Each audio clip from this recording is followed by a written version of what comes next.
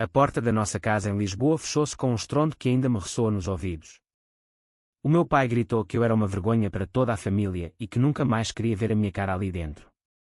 Eu, Miguel, com 22 anos, fiquei parado na chuva forte da noite de outubro com a mochila encharcada aos pés, sentindo o frio da rua invadir o peito como se o mundo inteiro tivesse decidido que eu não merecia um lar. A mãe ficou atrás dele com as mãos a tremer e os olhos cheios de lágrimas, mas não disse uma palavra para me defender. O meu irmão mais velho, Vasco, observava da janela do andar de cima com o rosto impassível como se aquilo não lhe doesse nada. Eu sabia que tinha sido ele quem encontrara as mensagens no meu telemóvel e contara tudo ao pai naquela mesma tarde. Não houve discussão longa nem explicações. Apenas a ordem seca para eu sair antes que ele perdesse o controle de vez. Peguei na mochila e caminhei sem destino pelas ruas escuras do bairro de Alvalade até que as pernas me falharam num banco do jardim. Ali sentei-me e chorei como uma criança. Lembrei-me de todas as vezes que o pai falara mal dos homossexuais nos jantares de família, dizendo que era contra a natureza e que nunca aceitaria algo assim na nossa casa. A mãe sempre concordava, baixando os olhos para o prato, enquanto a irmã Rita acenava com a cabeça, reforçando que na igreja se ensinava outra coisa. Eu guardara o segredo durante anos, tentando ser o filho perfeito, estudando gestão na universidade e ajudando no negócio familiar de construção aos fins de semana. Mas no fundo sabia que um dia aquilo explodiria. Agora explodira e eu estava sozinho. Liguei para o meu amigo de infância André, que morava num pequeno apartamento perto da Praça de Espanha. Ele atendeu ao segundo toque e sem perguntas disse: "Vem para cá." Quando cheguei à porta dele meia hora depois, ele abraçou-me sem dizer nada. Dormi no sofá aquela noite, mas o sono não veio.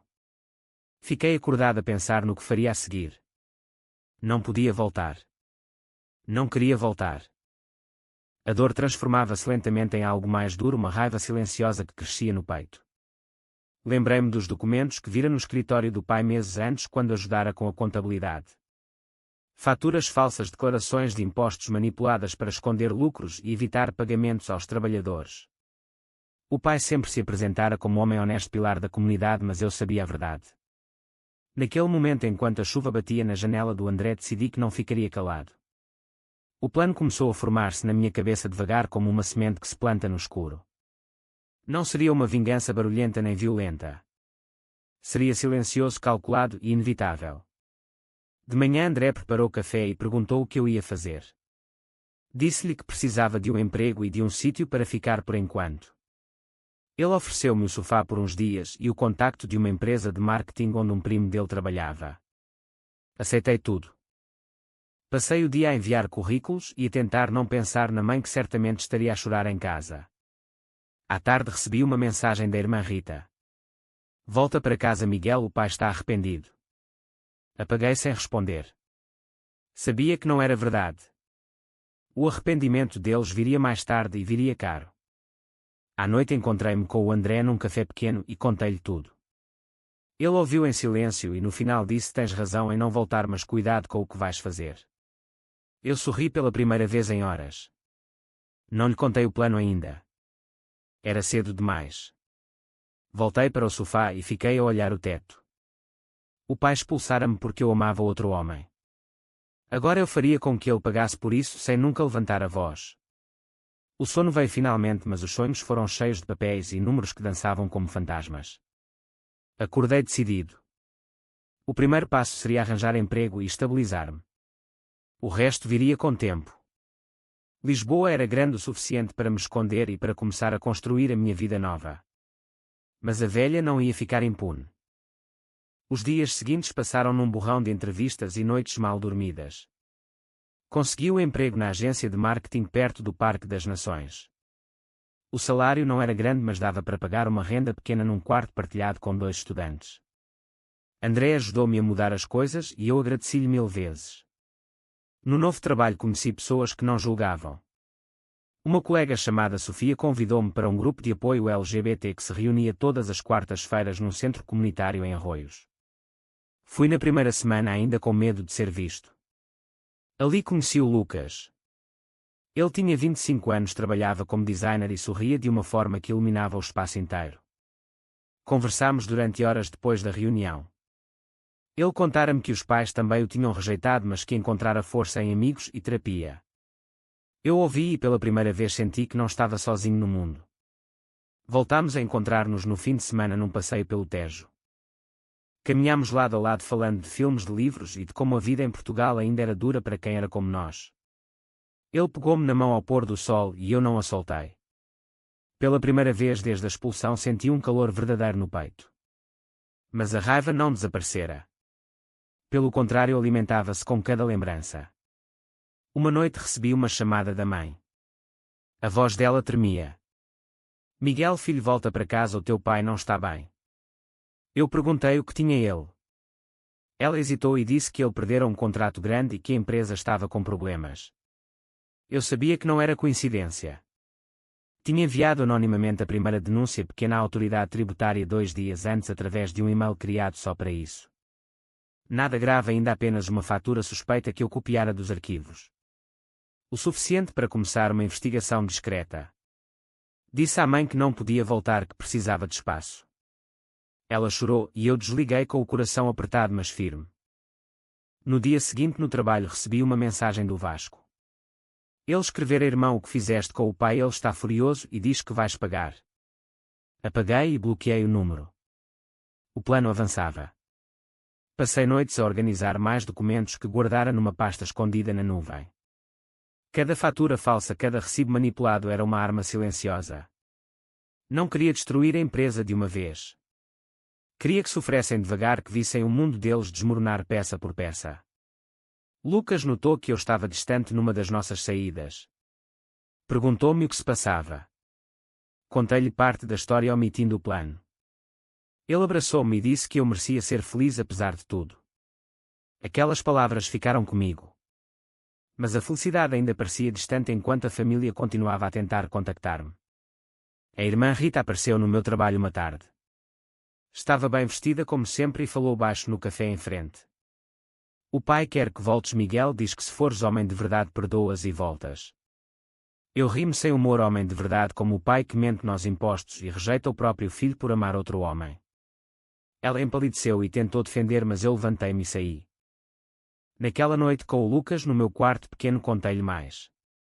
Ele ouviu e disse que entendia a dor, mas que vingança nunca curava nada. Eu sorri e concordei por fora, mas por dentro o plano crescia. A segunda denúncia foi enviada no dia seguinte, mais detalhada. Sabia que a investigação agora ganharia força. O pai começou a ligar todos os dias, deixando mensagens furiosas, depois chorosas. Eu ouvia todas, mas nunca respondia. A mãe mandou uma carta pelo correio. Dizia que me amava, mas que Deus não aprovava o meu caminho. Rasguei a carta em pedaços pequenos e atirei ao lixo. O Lucas e eu começámos a passar mais tempo juntos. Fomos ao cinema, ao restaurante pequeno em Belém e caminhámos pela praia da Caparica. Ele beijava-me com carinho e eu sentia-me vivo pela primeira vez em meses. Mas à noite, sozinho no quarto, revia os documentos e planeava o próximo passo. O preço que eles iam pagar estava apenas a começar. A investigação da autoridade tributária chegou à empresa do pai no início de dezembro. Eu soube pelos rumores que circulavam no bairro e por uma chamada anónima que fiz para confirmar. O pai foi chamado para prestar declarações e voltou para casa pálido. A mãe contou-me mais tarde numa mensagem desesperada que ele mal dormia e que os clientes começavam a afastar-se. Eu li e senti uma mistura de satisfação e culpa que me corroía por dentro. Lucas notou e perguntou se eu estava bem. Mentir-lhe estava a tornar-se difícil. Numa noite fria de chuva contei-lhe tudo: o plano, os documentos, as denúncias. Ele ficou em silêncio durante muito tempo, depois disse: Miguel, isso vai destruí-los, mas vai destruir-te também. Eu defendi-me dizendo que eles mereciam, que me tinham atirado para a rua como um cão. Ele não discutiu, mas via preocupação nos olhos dele. Na semana seguinte o Vasco apareceu no meu apartamento. Bateu à porta com força até eu abrir. Entrou sem convite e começou a gritar: Tu estás por trás disto, não estás, seu traidor? Eu mantive-me calmo e disse-lhe que não sabia do que falava. Ele acusou-me de ter roubado documentos e ameaçou-me com a polícia. Eu ri-me e respondi que ele fora o primeiro a trair-me, contando ao pai. Ele saiu batendo a porta, mas eu vi o medo no rosto dele. A empresa estava a perder contratos e o banco ameaçava cobrar dívidas antigas. A mãe adoeceu com stress e foi internada por 2 dias. Eu soube pela Rita, que me ligou a chorar. Parte de mim queria correr para o hospital, mas outra parte mais dura lembrava-me de todas as vezes que ela ficara calada quando o pai me humilhava por ser diferente. Fiquei em casa com o Lucas, que me abraçou a noite toda sem dizer nada. O Natal aproximava-se e a cidade encheu-se de luzes que pareciam zombar da minha dor. O Lucas convidou-me para passar com a família dele, que era aberta e acolhedora. Aceitei e pela primeira vez senti o que era um jantar sem julgamentos. Mas no dia 24 recebi uma mensagem do pai. Dizia: filho, volta para casa antes que seja tarde demais. Apaguei e bloqueei. O plano estava a meio. A terceira denúncia foi mais pesada, incluindo nomes de clientes que sabiam das fraudes. No dia seguinte, o jornal local publicou uma nota pequena sobre irregularidades numa empresa de construção de Lisboa. O nome não saiu, mas toda a gente no bairro sabia. O pai perdeu 2 contratos importantes naquela semana. A Rita ligou-me furiosa dizendo que eu era um monstro. Eu respondi que o monstro fora criado por eles. Desliguei e chorei no ombro do Lucas. Ele disse que eu ainda podia parar, que o perdão era mais forte que a vingança. Eu queria acreditar, mas a imagem da porta a bater ainda me queimava. O ano novo trouxe mais pressão. A mãe saiu do hospital mais fraca e o Vasco começou a beber. Eu soube por amigos comuns. O Lucas e eu fomos a um concerto juntos e pela primeira vez dancei sem medo de ser visto. Mas ao voltar para casa encontrei uma carta da mãe debaixo da porta. Dizia que me perdoava e que me amava apesar de tudo. Guardei a carta na gaveta, mas não respondi. O preço estava a ser pago, mas eu também pagava, com noites sem dormir e dúvidas que cresciam. Janeiro foi o mês em que tudo acelerou. A autoridade tributária fez uma busca na empresa e apreendeu computadores. O pai foi indiciado por fraude fiscal e o nome dele saiu nos jornais com foto. Os vizinhos comentavam e os amigos afastavam-se. A mãe parou de sair de casa de vergonha. O Vasco perdeu o emprego numa empresa parceira porque ninguém queria associar-se ao nome da família. Eu seguia tudo de longe através de notícias e mensagens anónimas. O Lucas insistia para eu parar. Disse que eu estava a transformar-me no que mais odiava neles. Eu respondi que eles precisavam de aprender. Mas no fundo as palavras dele ecoavam. Uma tarde a Rita apareceu no meu trabalho outra vez. Estava magra e com olheiras. Sentámo-nos num banco do parque e ela chorou. O pai está destroçado, Miguel, ele diz que preferia morrer a ver isto. Eu perguntei se ela se lembrava de como eles me tinham expulsado. Ela baixou a cabeça e disse que sim, mas que a família era família. Eu levantei-me e disse que família não rejeita os seus. Saí deixando-a ali. Naquela noite o Lucas e eu discutimos pela primeira vez. Ele disse que se eu continuasse ia perdê-lo porque não queria estar com alguém cheio de ódio. Fiquei sozinho no quarto a pensar. O plano estava quase completo. A última denúncia enviada incluiria provas que ligavam o Vasco às falsificações menores. Mas hesitei. Pela primeira vez vi o preço que todos pagávamos. A mãe mandou uma foto dela no hospital outra vez com pneumonia por causa do stress. O pai escreveu uma carta longa admitindo que errara e pedindo perdão. Eu li e chorei. O Lucas voltou no dia seguinte e abraçou-me sem palavras. Decidi então enviar a última parte, mas com uma condição interna: se eles mostrassem arrependimento verdadeiro, pararia. Mas o arrependimento veio tarde. A empresa foi multada em centenas de milhares de euros e declarada falência iminente. O pai vendeu a casa para pagar parte das dívidas. Eles mudaram-se para um apartamento pequeno na periferia. Eu soube e senti um vazio enorme. O Lucas disse-me que era hora de escolher entre o passado e o futuro. Eu escolhi ir ter com eles uma vez.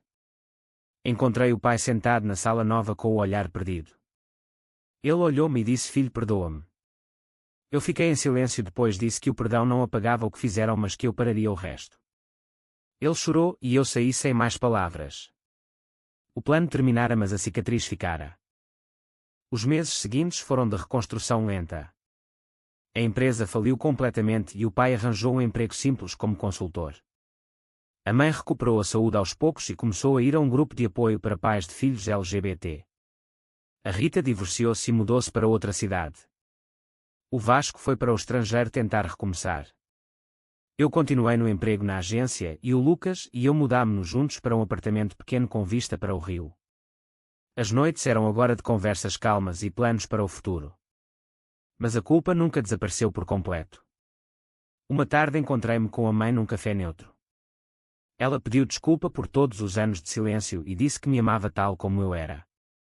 Eu abracei-a e senti que parte da dor aliviava. O pai nunca mais me procurou diretamente, mas enviou uma mensagem curta no meu aniversário desejando-me felicidade. Eu respondi obrigado. O Lucas e eu fomos passear pelo Tejo no dia do nosso primeiro aniversário juntos. Ele beijou-me à beira da água e disse que estava orgulhoso de mim por ter parado.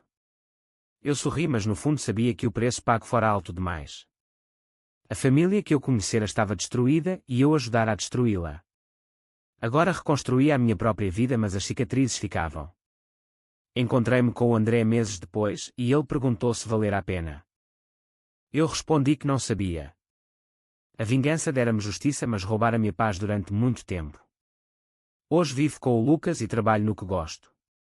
A família fala comigo de longe com respeito, mas sem calor verdadeiro.